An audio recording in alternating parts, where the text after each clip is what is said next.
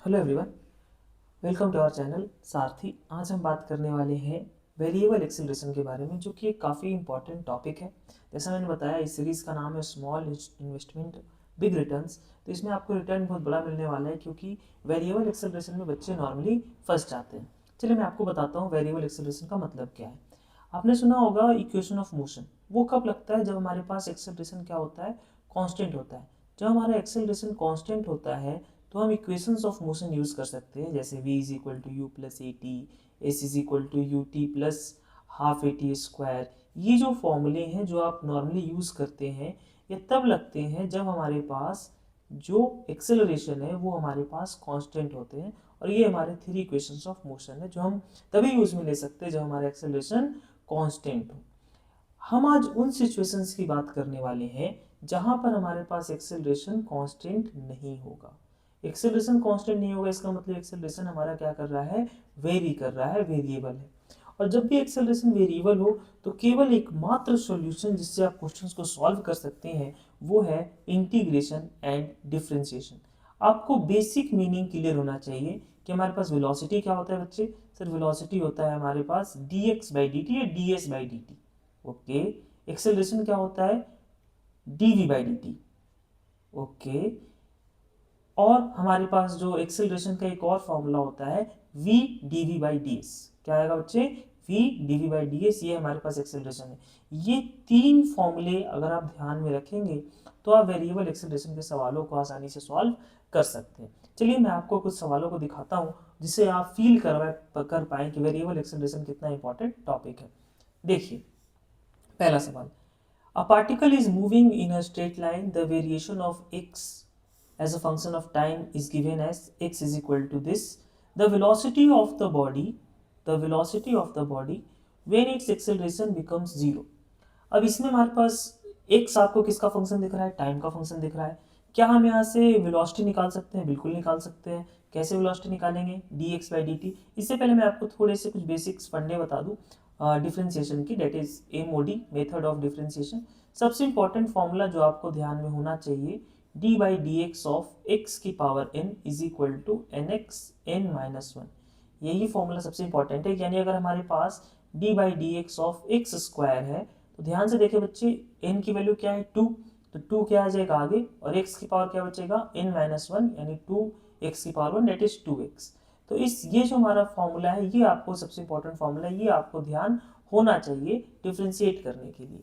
चलिए सवाल पे वापस आते हैं।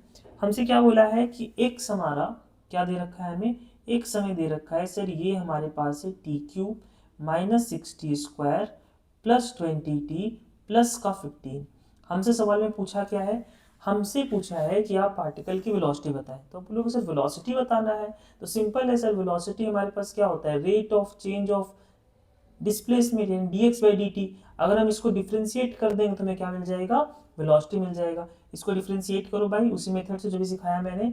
इस वाले मेथड में देखो n की वैल्यू क्या थी, 2 थी। यहाँ पर n की वैल्यू क्या है बच्चे, यहाँ पर n की वैल्यू 3 है, तो 3 क्या आ जाएगा आगे, और t की पावर क्या बचेगा बच्चे, n minus one. n minus one मतलब 2 माइनस का 6, 2 आगे है, 2 आगे आ जाएगा बच्चे, तो 6 इंटू 2, और t की पावर क्या बचेगा बच्चे 1, प्लस का 20, प्लस कांस्टेंट डिफरेंशिएशन होता है 0। तो हमारे पास जो वेलोसिटी निकल के आई वो क्या निकल के आई, वो निकल के आई 3t square minus 12t plus 20। लेकिन हमारे पास कोई ऑप्शन ऐसा दिख नहीं रहा सर, इसमें तो t का फंक्शन ही नहीं है। ओके तो सर हमारे पास सवाल में जरा ध्यान देखेंगे, सवाल को ध्यान से पढ़ेंगे। हमसे पार्टिकल की वेलोसिटी पूछी है उस समय पर जिस समय एक्सेलरेशन 0 है। इसका मतलब हमें वो समय पहले ढूंढना पड़ेगा जिस समय पर एक्सेलरेशन 0 है। तो एक्सेलरेशन कैसे निकलेगा सर, एक्सेलरेशन के लिए अभी आपने बताया एक्सेलरेशन क्या होता है, dv बाई डी टी। हम इसको एक बार फिर से डिफ्रेंशिएट करेंगे तो हमें क्या मिल जाएगा बच्चे, एक्सेलरेशन मिल जाएगा। अब जरा सोचो इसको फिर से डिफ्रेंशिएट करना है, टी स्क्वायर एन की जगह क्या आ गया है, इस बार 2 आ गया है, तो 2 आ क्या हो जाएगा बच्चे, आगे आ जाएगा। डिफ्रेंशिएट करेंगे तो 60 माइनस 12।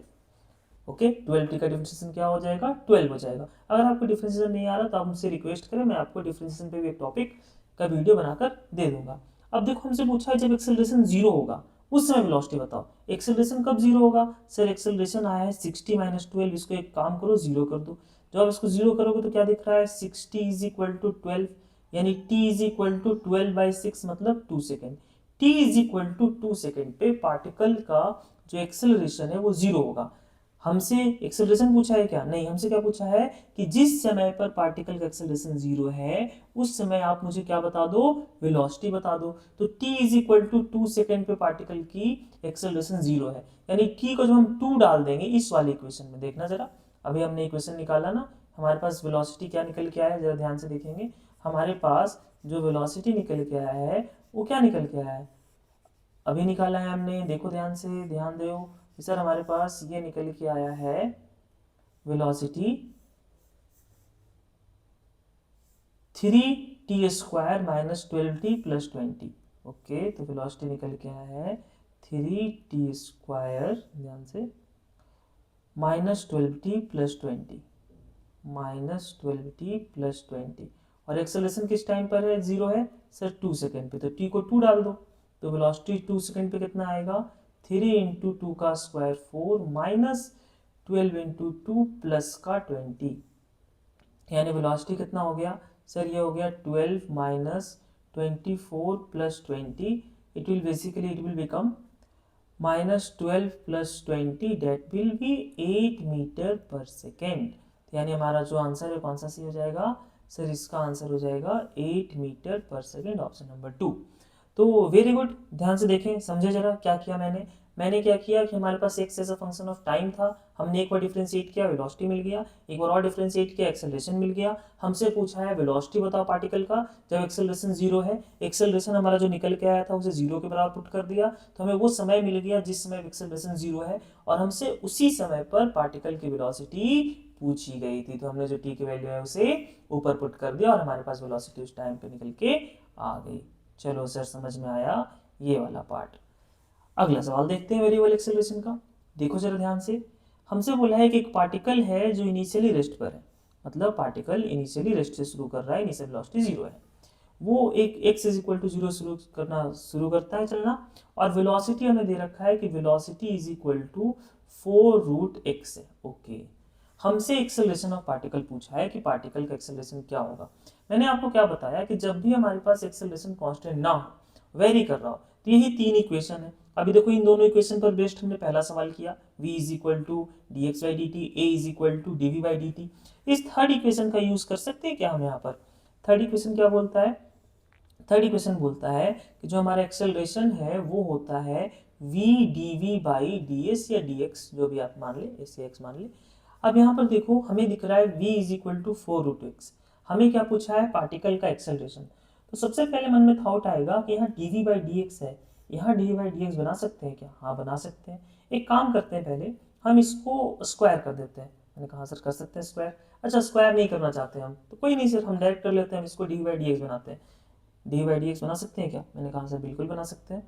देखो हम इसको ऐसे लिखेंगे, dv/dx is equal to 4d/dx of x की पावर क्या, 1/2, और मैंने अभी आपको डिफ्रेंशिएट करना सिखाया है, तो ये हमारा क्या आ जाएगा dv/dx। ठीक है सर, dv/dx यहाँ पर हम क्या लिख सकते हैं इसको, ये 4 x की पावर n आगे आएगा 1/2, x के ऊपर क्या बचेगा n minus 1, 1/2 minus 1, 1/2 minus 1, eventually it will become minus का 1/2।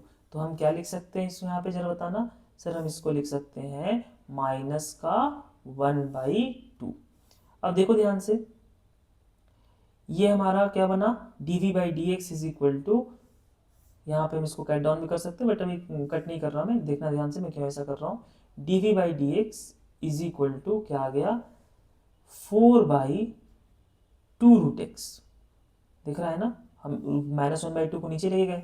अब अगर हम यहाँ पे काम करते हैं, हम इसको 4√x जो है वो v है, मैंने कहा सर 4√x v है, तो हम इसको क्या करते हैं 2 से मल्टीप्लाई कर देते हैं और ऊपर 2 से डिवाइड भी कर देते हैं, दोनों चीज़ हमने किया। तो देखो 2 इंटू 2 क्या हो गया 4, यानी ये क्या बन गया 4√x, और 4√x क्या है बच्चे v, तो हम इसको ऐसे लिख सकते हैं क्या, dv/dx is equal to 8/4√x, और 4√x क्या है v, और इस v को हम क्रॉस मल्टीप्लाई करेंगे तो क्या बन जाएगा v dv/dx is equal to 8, और v D by D x से क्या होता है हमारे पास बच्चे, एक्सेलरेशन होता है। यानी हमारे पास जो आंसर आएगा वो क्या आ जाएगा, 8 मीटर पर सेकेंड स्क्वायर आ जाएगा। इसको हम एक दूसरे तरीके से भी कर सकते थे, जो मैंने आपको बताया था स्टार्टिंग में कि हम इसका स्क्वायर भी कर सकते हैं। उस मेथड से भी एक बार मैं आपको इसे करके दिखाता हूँ। हमारे पास सवाल क्या था, v is equal to 4√x। हम एक काम करते हैं, इसको स्क्वायर कर देते हैं दोनों साइड। तो ये क्या बन जाएगा, v square is equal to 16x। Okay, अब इसको डिफ्रेंशिएट करो चेन रूल से। सर चेन रूल क्या होता है डिफरेंशिएशन का, कि पहले हम इसके पावर को डिफ्रेंशिएट करेंगे 2v, फिर क्या करेंगे वेलोसिटी को डिफ्रेंशिएट करेंगे dv बाई dx, और इधर भी डिफ्रेंशिएट हुआ 16x का क्या बना x। हमने क्या किया, डिफ्रेंशिएट कर दिया है किसके रिस्पेक्ट में, x के रिस्पेक्ट में। सिंपली हमारे पास ये v D by D X क्या बन गया, एक्सेलरेशन। ये आ गया 16/2, it will eventually become 8 metre per second square. तो इस तरीके से हम इस सवाल को सॉल्व कर सकते थे। ठीक है, आई होप आपको समझ में आ गया होगा कि हमने कैसे चीज़ों को सॉल्व आउट किया है। ओके, अब मैं आपको अगले सवाल की ओर लेके चलता हूँ। एक और सवाल हम देखते हैं वेरिएबल एक्सेलरेशन पर, फिर आपको कॉन्सेप्ट क्लैरिटी समझ में आएगा कि हमने कैसे चीज़ों को डाउनलोड किया है, समझा है अपने माइंड के अंदर। देखो ये जो सवाल है थोड़ा सा टिपिकल सवाल है, ध्यान से। डिफरेंशिएशन इंटीग्रेशन का भरपूर यूज हो रहा है, जैसा मैंने बताया कि इसका बेसिक रिक्वायरमेंट ही डिफरेंशिएशन इंटीग्रेशन है, तो आपको ये आना चाहिए। हमसे क्या बोला है कि the relation between distance time T and distance x. हमें टी दे दिया है बच्चे, टी क्या दे दिया है, alpha x square plus beta x. पूछा क्या है हमसे, हमसे पूछा है एक्सेलरेशन और वेलोसिटी में रिलेशन।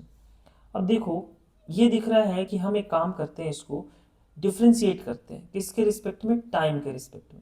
अगर आप टाइम के रिस्पेक्ट में डिफ्रेंशिएट करेंगे तो 1 हो जाएगा इसका डिफ्रेंशिएशन टी का। ऑब्वियस सी बात है ना, डिफ्रेंशिएट कर रहे हैं तो D T by D T 1 होगा कि नहीं होगा, होगा ना।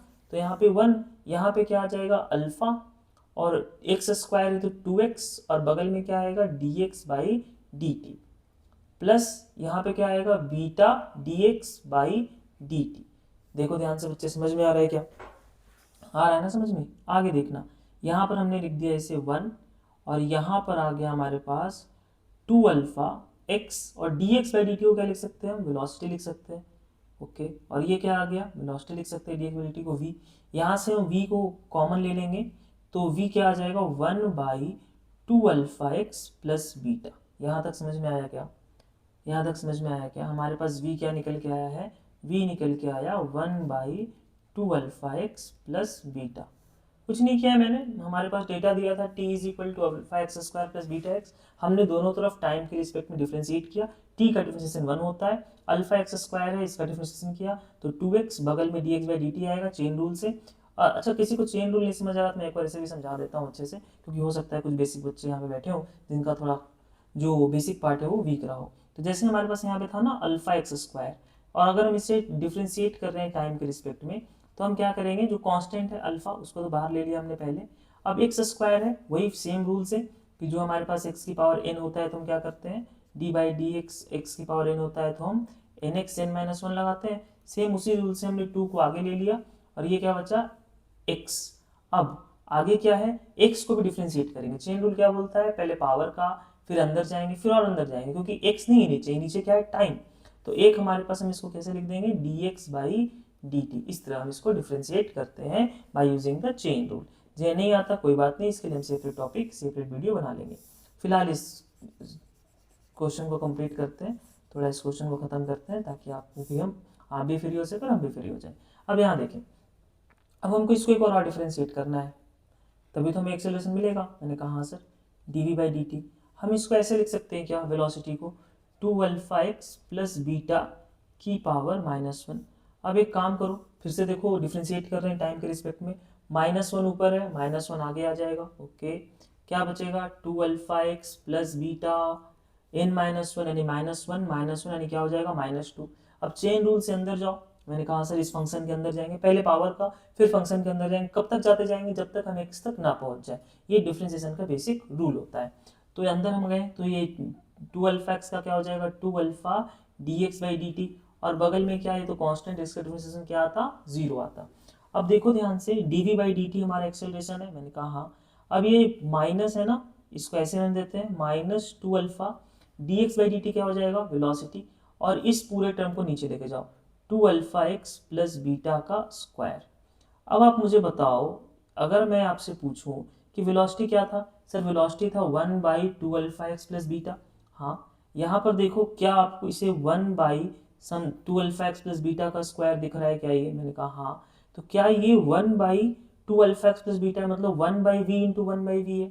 मतलब बेसिकली हमारे पास सॉरी v इंटू वी है, मतलब हमारे पास जो एक्सेलरेशन है वो क्या निकल के आ जाएगा, एक्सेलरेशन आ जाएगा -2 अल्फा v, और एक वी स्क्वायर नीचे से ऊपर आ गया, तो ये क्या आ गया हमारे पास -2 अल्फा वी क्यूब। कौन सा ऑप्शन आंसर हो जाएगा बच्चे, आपका ये वाला ऑप्शन आंसर हो जाएगा। ठीक है बच्चों, नेक्स्ट टाइम पे मिलते हैं तो आगे के कॉन्सेप्ट की बातें करेंगे और थोड़े कॉन्सेप्ट सीखेंगे। तब तक आप डिफरेंशिएशन इंटीग्रेशन को स्ट्रॉन्ग कर लें।